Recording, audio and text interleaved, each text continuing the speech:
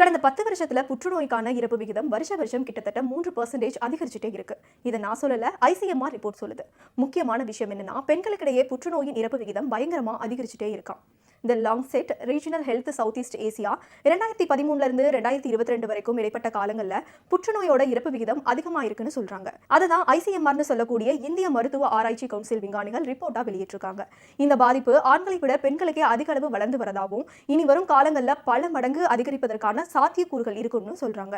இந்தியாவில் 5ல் 3 பேருக்கு புற்றுநோய் பாதிப்புக்கு ஆளாக நேரும் அப்படின்னு ஐசிஎம்ஆர் பயங்கரமான எச்சரிக்கை கொடுத்திருக்காங்க. புற்றுநோய் பாதிப்புகள்ல இந்தியா 3வது இடத்துல இருக்கு. பெண்கள் பெரும்பாலும் மார்பக புற்றுநோய், கருப்பை வாய் புற்றுநோயினால பாதிக்கப்படுறதாகவும், ஆண்கள் மற்றும் பெண்கள் காமனா நுரையீரல் புற்றுநோயினால பாதிக்கப்படுறதாகவும் சொல்றாங்க.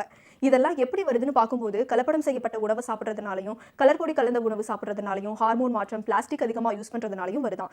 இப்போ உள்ள உணவு முறை ரொம்பவே மோசமாயிட்டு இருக்குன்னு டாக்டர்கள் சொல்றாங்க. இதுக்கான தீர்வு இதுவரைக்கும் கண்டுபிடிக்கப்படல.